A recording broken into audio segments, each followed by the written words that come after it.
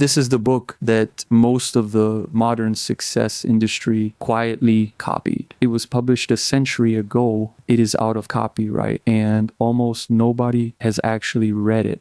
The complete book runs about 3 hours. This one runs about 50 minutes. And it is his own book with the fat cut out. No sentence here was rewritten. Whole passages were simply taken out. What remains is his own wording, 98% of it literally his.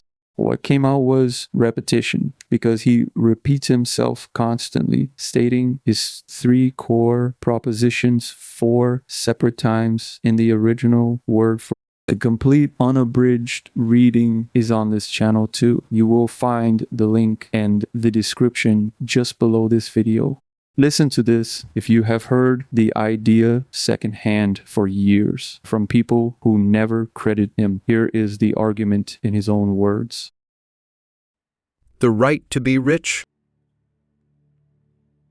Whatever may be said in praise of poverty, the fact remains that it is not possible to live a really complete or successful life unless one is rich.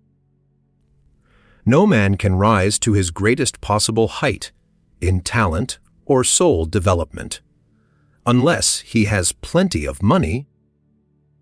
For to unfold the soul and to develop talent, he must have many things to use.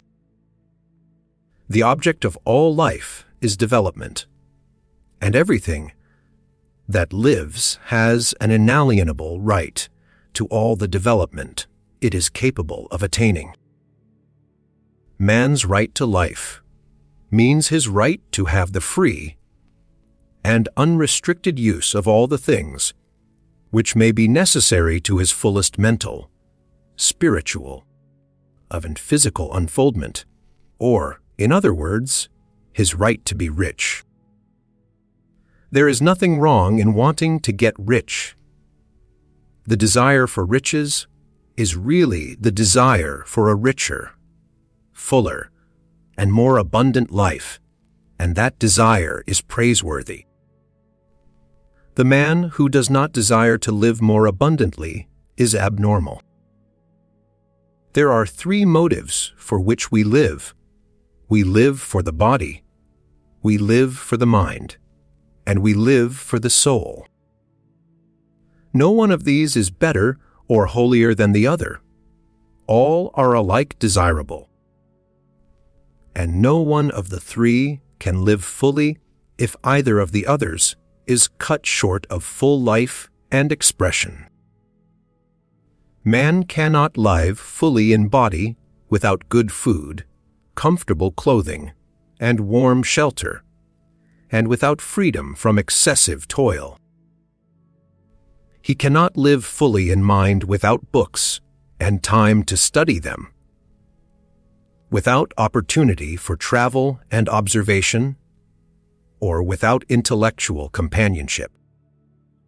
To live fully in soul, man must have love, and love is denied expression by poverty. Man's highest happiness is found in the bestowal of benefits on those he loves. Love finds its most natural and spontaneous expression in giving. The man who has nothing to give cannot fill his place as a husband or father, as a citizen or as a man. It is perfectly right that you should desire to be rich. If you are a normal man or woman, you cannot help doing so. If you neglect this study, you are derelict in your duty to yourself, to God, and to humanity. For you can render God and humanity no greater service than to make the most of yourself. There is a science of getting rich. There is a science of getting rich, and it is an exact science, like algebra or arithmetic. There are certain laws which govern the process of acquiring riches. Once these laws are learned and obeyed by any man, he will get rich with mathematical certainty. The ownership of money and property comes as a result of doing things in a certain way. Those who do things in this certain way get rich, while those who do not, no matter how hard they work or how able they are, remain poor. Everywhere we see rich and poor living side by side, in the same environment, and often engaged in the same vocations. When two men are in the same locality and in the same business, and one gets rich while the other remains poor, it shows that getting rich is not, primarily, a matter of environment. Studying the people who have got rich, we find that they are an average lot in all respects. It is evident that they do not get rich because they possess talents and abilities that other men have not, but because they happen to do things in a certain way. Getting rich is not the result of saving or thrift. Many very penurious people are poor, while free spenders often get rich. This certain way cannot be so difficult that only a few may follow it. Talented people get rich, and blockheads get rich. Intellectually brilliant people get rich, and very stupid people get rich. Physically strong people get rich, and weak and sickly people get rich. No one is prevented from getting rich by lack of capital. No matter how poor you may be, if you begin to do things in the certain way, you will begin to get rich, and you will begin to have capital. The getting of capital is a part of the process of getting rich. You may be the poorest man on the continent and be deeply in debt. You may have neither friends, influence, nor resources. But if you begin to do things in this way, you must infallibly begin to get rich. If you have no capital, you can get capital. If you are in the wrong business, you can get into the right business. No man is kept poor because opportunity has been taken away from him, because other people have monopolized the wealth and have put a fence around it. You may be shut off from engaging in business in certain lines, but there are other channels open to you. No one is kept in poverty by a shortness in the supply of riches. There is more than enough for all. The visible supply is practically inexhaustible, and the invisible supply really is inexhaustible. No man, therefore, is poor because nature is poor, or because there is not enough to go around. The universe is a great living presence, always moving inherently toward more life and fuller functioning. The first principle. Thought is the only power which can produce tangible riches from the formless substance.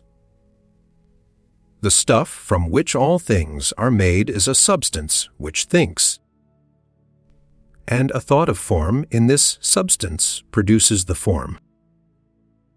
Original substance moves according to its thoughts. Every form and process you see in nature is the visible expression of a thought in original substance. As the formless stuff thinks of a form, it takes that form.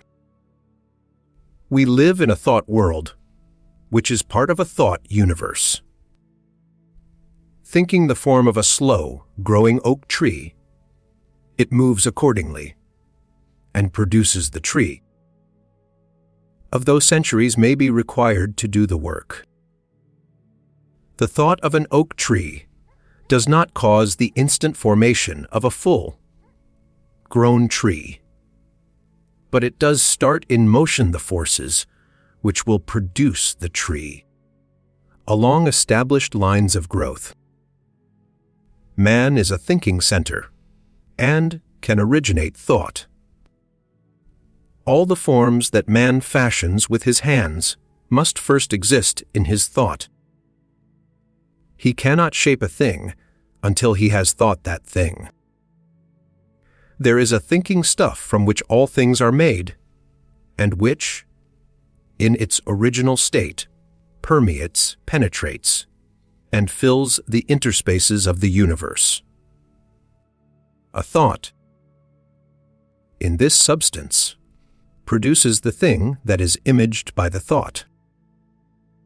Man can form things in his thought, and, by impressing his thought upon formless substance, can cause the thing he thinks about to be created. To do things in the way you want to do them, you will have to acquire the ability to think the way you want to think. This is the first step toward getting rich. To think what you want to think is to think truth, regardless of appearances. Every man has the natural and inherent power to think what he wants to think, but it requires far more effort to do so than it does to think the thoughts which are suggested by appearances. To think truth regardless of appearances is laborious. To look upon the appearances of poverty will produce corresponding forms in your own mind. Unless you hold to the truth that there is no poverty, there is only abundance. To think riches when in the midst of appearances of poverty requires power. But he who acquires this power becomes a master mend. He can conquer fate. He can have what he wants. Increasing life. The intelligent substance, which is all, and in all, and which lives in you, is a consciously living substance. Being a consciously living substance, it must have the natural and inherent desire of every living intelligence for increase of life. A seed, dropped into the ground, springs into activity, and in the act of living produces 100 more seeds. Life, by living, multiplies itself. It is forever becoming more. It must do so if it continues to be at all. In order to know more, do more, and be more, we must have more. We must have things to use, for we learn and do and become only by using things. We must get rich so that we can live more. The desire for riches is simply the capacity for larger life, seeking fulfillment. Every desire is the effort of an unexpressed possibility to come into action. That which makes you want more money is the same as that which makes the plant grow. It is life, seeking fuller expression. You must get rid of the thought of competition. You are to create, not to compete for what is already created. Intelligent substance will make things for you, but it will not take things away from someone else and give them to you. You are to become a creator, not a competitor. You are going to get what you want, but in such a way that when you get it, every other man will have more than he has now.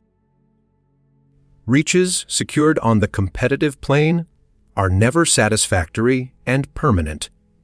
They are yours today and another's tomorrow. If you are to become rich in a scientific and certain way. You must rise entirely out of the competitive thought. You must never think for a moment that the supply is limited. Never look at the visible supply. Look always at the limitless riches in formless substance. And KM hours that they are coming to you as fast as you can receive and use them. Nobody, by cornering the visible supply, can prevent you from getting what is yours. You cannot give every man more in cash market value than you take from him, but you can give him more in use value than the cash value of the thing you take from him. The paper and ink in this book may not be worth the money you paid for it. But if the ideas bring you thousands of dollars, you have not been wronged. Give every man more in use value than you take from him in cash value. Then you are adding to the life of the world by every business transaction. When you rise from the competitive to the creative plane, you can scan your business transactions very strictly. And if you are selling any man anything, which does not add more to his life than the thing he gives you in exchange, you can afford to stop it. If you want a sewing machine, hold the mental image of it with the most positive certainty that it is being made or is on its way to you. After once forming the thought, have the most absolute and unquestioning faith that it is coming. Never think of it or speak of it in any other way than as being sure to arrive. Claim it as already yours. Once I saw a little boy sitting at a piano and vainly trying to bring harmony out of the keys, and I saw that he was grieved and provoked by his inability to play real music. I asked him the cause of his vexation, and he answered, "I can feel the music in me, but I can't make my hands go right." The desire you feel for riches is the infinite, seeking to express himself in you, as he sought to find expression in the little boy at the piano. So you need not hesitate to ask largely. Gratitude. The whole process of mental adjustment and atonement can be summed up in one word: gratitude. First, you believe that there is one intelligent substance, from which all things proceed. Second, you believe that this substance gives you everything you desire. And third, you relate yourself to it by a feeling of deep and profound gratitude. Many people who order their lives rightly in all other ways are kept in poverty by their lack of gratitude, having received one gift from God. They cut the wires which connect them with Him by failing to make acknowledgement. The more gratefully we fix our minds on the Supreme, when good things come to us, the more good things we will receive, and the more rapidly they will come. The reason simply is that the mental attitude of gratitude draws the mind into closer touch with the source from which the blessings come. Gratitude alone can keep you looking toward the all and prevent you from falling into the error of thinking of the supply as limited. And to do that would be fatal to your hopes. The moment you permit your mind to dwell with dissatisfaction upon things as they are, you begin to lose ground. You fix attention upon the common, the ordinary, the poor, and the squalid and mean, and your mind takes the form of these things. Then you will transmit these forms to the formless. On the other hand, to fix your attention on the best is to surround yourself with the best and to become the best. The creative power within us makes us into the image of that to which we give our attention. Also, faith is born of gratitude. The grateful mind continually expects good things, and expectation becomes faith. He who has no feeling of gratitude cannot long retain a living faith, and without a living faith, you cannot get rich by the creative method. Thinking in the certain way. You must form a clear and definite mental picture of what you want. You cannot transmit an idea unless you have it yourself. You must have it before you can give it, and many people fail because they have themselves only a vague and misty concept of the things they want. If you were going to send a wireless message to a friend, you would not send the letters of the alphabet in their order and let him construct the message for himself. Nor would you take words at random from the dictionary. You would send a coherent sentence, one which meant something. When you try to impress your wants upon substance, you must know what you want and be definite. You can never get rich or start the creative power into action by sending out unformed longings and vague desires. The clear mental picture of what you want you must have continually in mind, as the sailor has in mind the port toward which he is sailing the ship. You must keep your face toward it all the time. You must no more lose sight of it than the steersman loses sight of the compass. It is not necessary to take exercises in concentration, nor to set apart special times for prayer and affirmation, nor to go into the silence, nor to do occult stunts of any kind. All you need is to know what you want, and to want it badly enough, so that it will stay in your thoughts. Something more is necessary, however, than merely to see the picture clearly. If that is all you do, you are only a dreamer, and will have little or no power for accomplishment. Behind your clear vision must be the purpose to realize it, to bring it out in tangible expression. And behind this purpose must be an invincible and unwavering faith that the thing is already yours, that it is at hand, and you have only to take possession of it.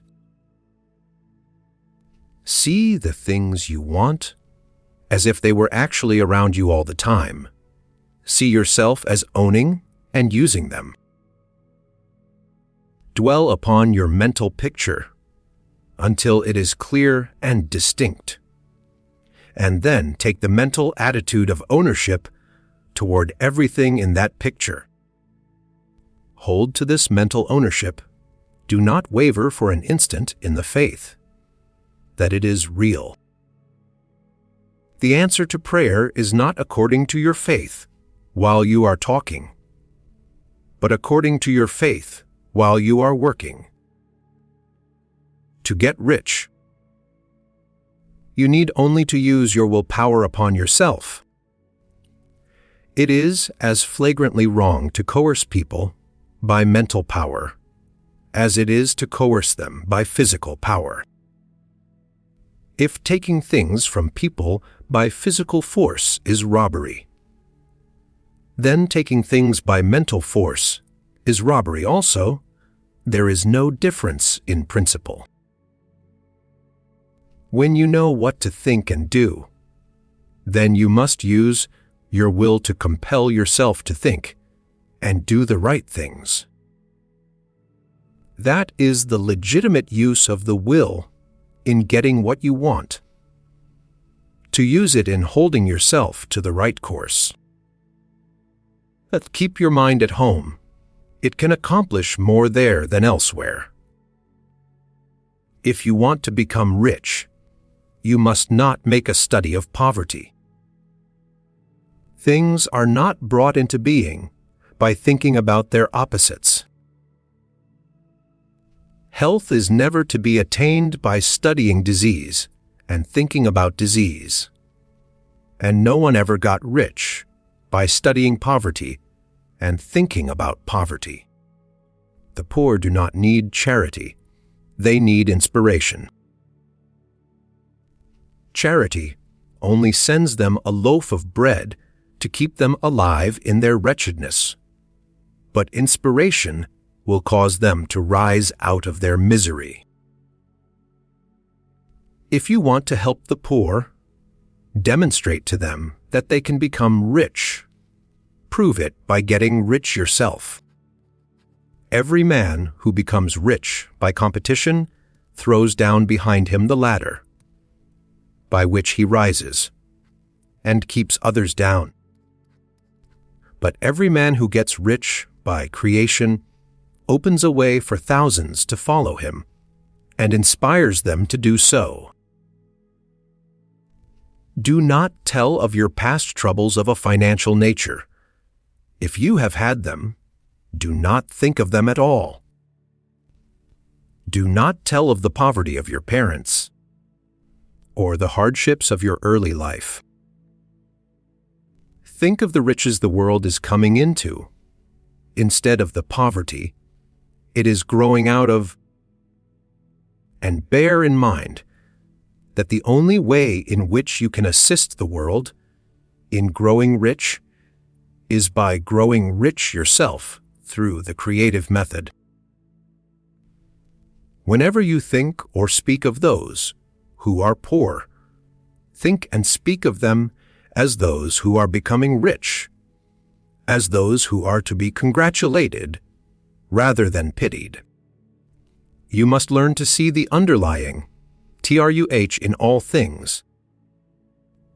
You must see beneath all seemingly wrong conditions the Great One. Life ever moving forward toward fuller expression. You can serve God and man in no more effective way than by getting rich. That is, if you get rich by the creative method and not by the competitive one. Acting in a certain way.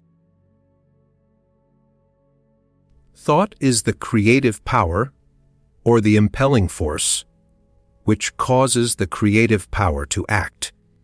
Thinking in a certain way will bring riches to you.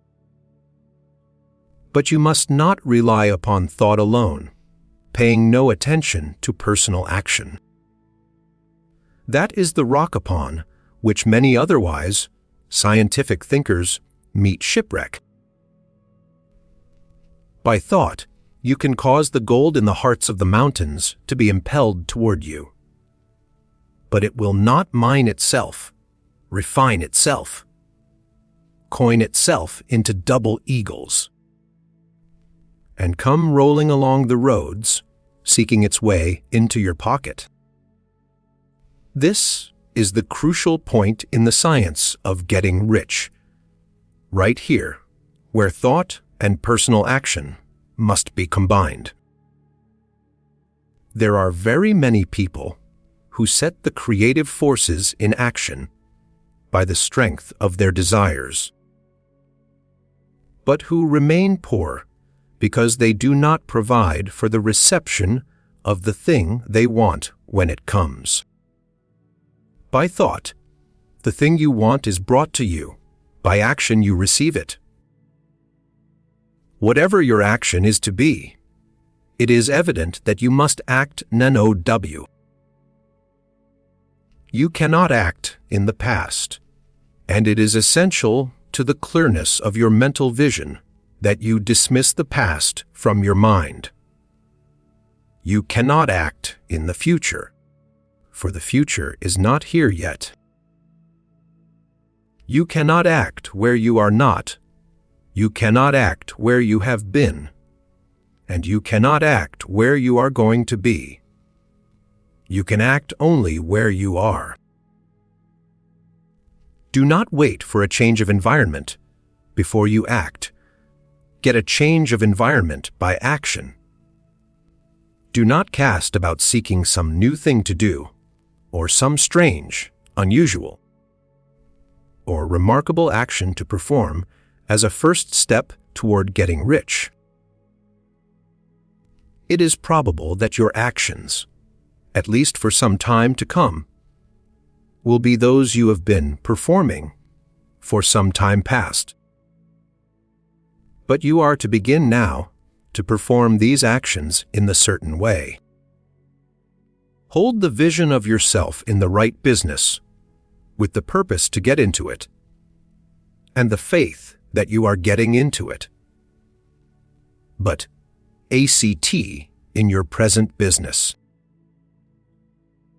Use your present business as the means of getting a better one, and use your present environment as the means of getting into a better one. You can advance only by being larger than your present place, and no man is larger than his present place who leaves undone any of the work pertaining to that place. The world is advanced only by those who more than fill their present places. Every day is either a successful day or a day of failure. And it is the successful days which get you what you want. If every day is a failure, you can never get rich, while if every day is a success, you cannot fail to get rich.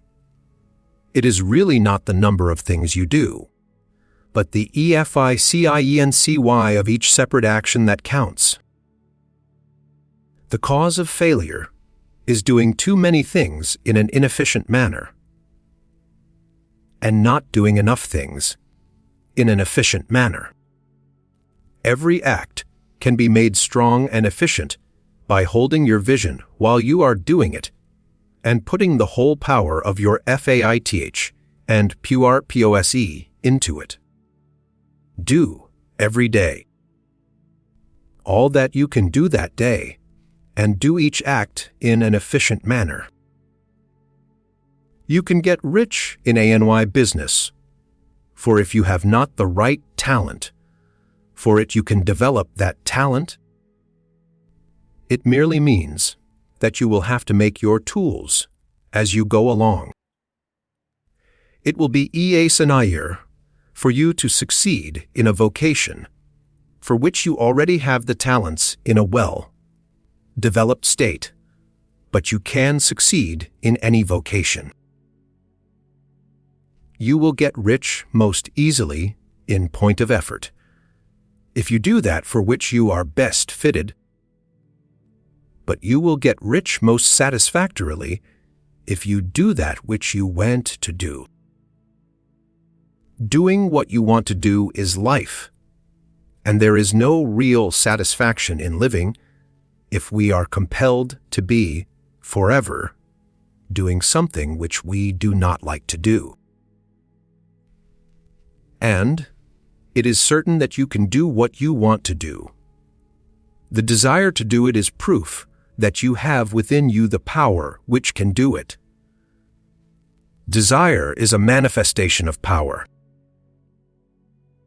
Where there is no power, either developed or undeveloped, to do a thing, there is never any desire to do that thing. And where there is strong desire to do a thing, it is certain proof that the power to do it is strong, and only requires to be developed and applied in the right way. There is never any hurry on the creative plane, and there is no lack of opportunity. When you get out of the competitive mind, you will understand that you never need to act hastily. No one else is going to beat you to the thing you want to do. There is enough for all. If one place is taken, another and a better one will be opened for you a little farther on. When you are in doubt, wait. Do all that you can do in a perfect manner every day, but do it without haste, worry, or fear. Go as fast as you can, but never hurry. Remember that in the moment you begin to hurry, you cease to be a creator and become a competitor. You drop back upon the old plane again. The advancing man? Insofar as your business consists in dealing with other men, whether personally or by letter, the key thought of all your efforts must be to convey to their minds the impression of increase. The desire for increase is inherent in all nature. It is the fundamental impulse of the universe. All human activities are based on the desire for increase. People are seeking more food, more clothes, better shelter, more beauty, more knowledge, more pleasure, more life. You are a creative center from which increase is given off to all. Convey assurance of this fact to every man, woman, and child with whom you come in contact. No matter how small the transaction, even if it be only the selling of a stick of candy to a little child, put into it the thought of increase, and make sure that the customer is impressed with the thought. Do not boast or brag of your success or talk about it unnecessarily. True faith is never boastful. Wherever you find a boastful person, you find one who is secretly doubtful and afraid. Simply feel the faith and let it work out in every transaction. Let every act and tone and look express the quiet assurance that you are getting rich. Words will not be necessary to communicate this feeling to others. Beware of the insidious temptation to seek for power over other men. Nothing is so pleasant to the unformed or partially developed mind as the exercise of power or dominion over others. The desire to rule for selfish gratification has been the curse of the world. For countless ages kings and lords have drenched the earth with blood in their battles to extend their dominions. The mind that seeks for mastery over others is the competitive mind, and the competitive mind is not the creative one. In order to master your environment and your destiny, it is not at all necessary that you should rule over your fellow men. Beware of the competitive mind. No better statement of the principle of creative action can be formulated than the favorite declaration of the late Golden Rule Jones of Toledo. What I want for myself, I want for everybody. No matter whether you are a physician, a teacher, or a clergyman, if you can give increase of life to others and make them sensible of the fact, they will be attracted to you, and you will get rich. What is true of the teacher, preacher, and physician is true of the lawyer, dentist, real estate man, insurance agent of everybody. The wage earner will find this as true of his case as of any of the others mentioned. Do not feel that you have no chance to get rich because you are working where there is no visible opportunity for advancement, where wages are small and the cost of living high. Form your clear mental vision of what you want and begin to act with faith and purpose. But do not do your work well, merely with the idea of currying favor with your employer in the hope that he, or those above you, will see your good work and advance you. But it is not likely that they will do so. The man who is merely a good workman, filling his place to the very best of his ability, and satisfied with that, is valuable to his employer. And it is not to the employer's interest to promote him. He is worth more where he is. The man who is certain to advance is the one who is too big for his place and who has a clear concept of what he wants to be, who knows that he can become what he wants to be, and who is determined to be what he wants to be. There is nothing in your circumstances or in the industrial situation that can keep you down. If you cannot get rich working for the Steel Trust, you can get rich on a 10-acre farm, and if you begin to move in the certain way, you will certainly escape and get onto the farm or wherever else you wish to be. Do not wait for an opportunity to be all that you want to be. When an opportunity to be more than you are now is presented and you feel impelled toward it, take it. It will be the first step toward a greater opportunity. There is no such thing possible in this universe as a lack of opportunities for the man who is living the advancing life. Do not spend any time in planning as to how you will meet possible emergencies in the future, except as the necessary policies may affect your actions today.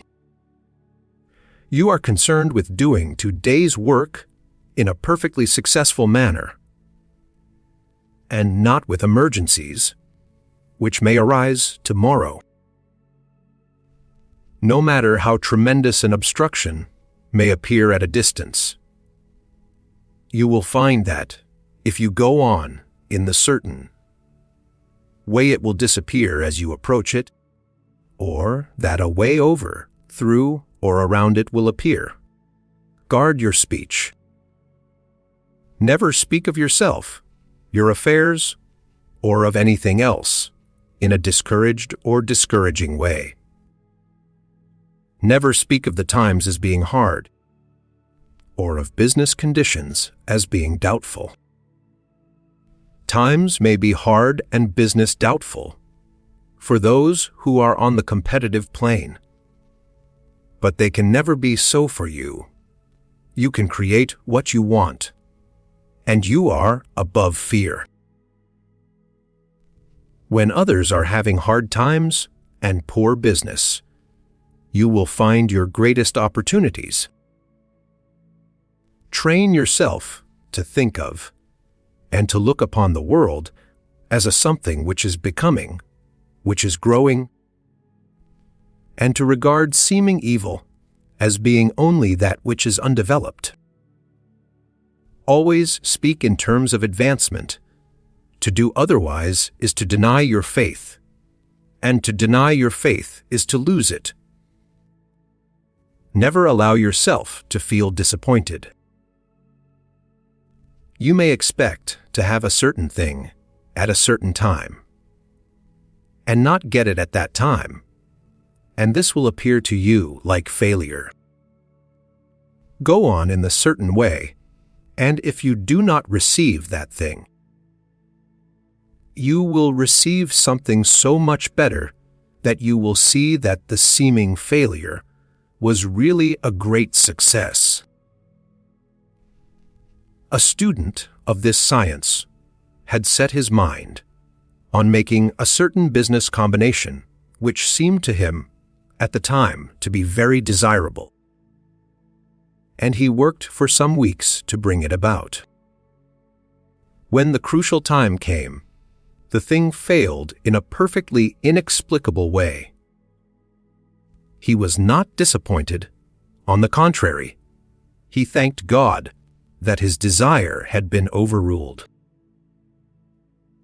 In a few weeks, an opportunity so much better came his way that he would not have made the first deal on any account. That is the way every seeming failure will work out for you. If you keep your faith, hold to your purpose, have gratitude, and do every day all that can be done that day, doing each separate act in a successful manner. When you make a failure, it is because you have not asked for enough. Keep on, and a larger thing than you were seeking will certainly come to you. Remember this.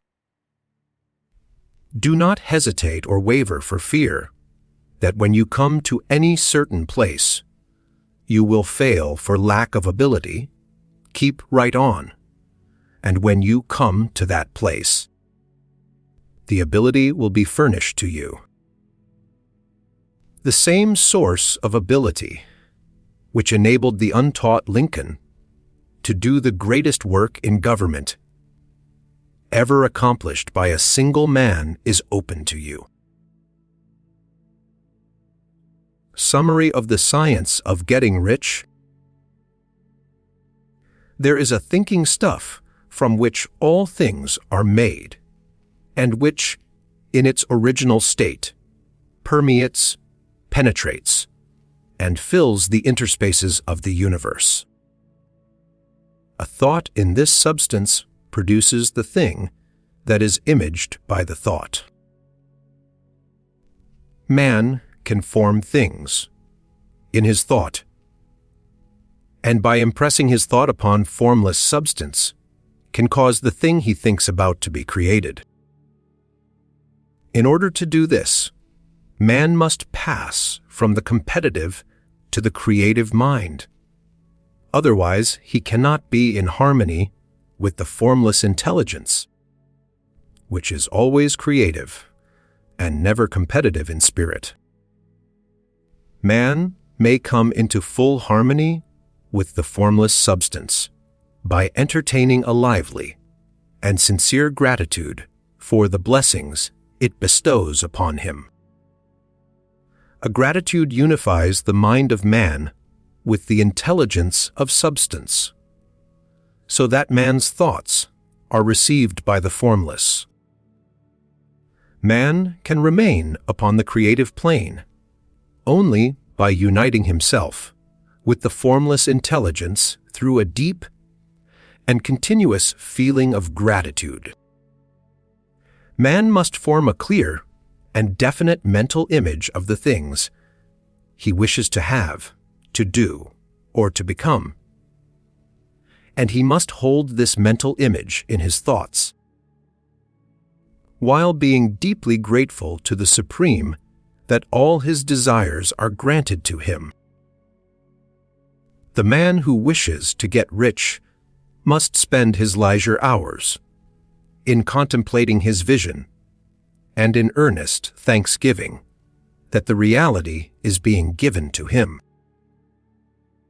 Too much stress cannot be laid on the importance of frequent contemplation of the mental image, coupled with unwavering faith and devout gratitude. This is the process by which the impression is given to the formless, and the creative forces set in motion. The creative energy works through the established channels of natural growth and of the industrial and social order.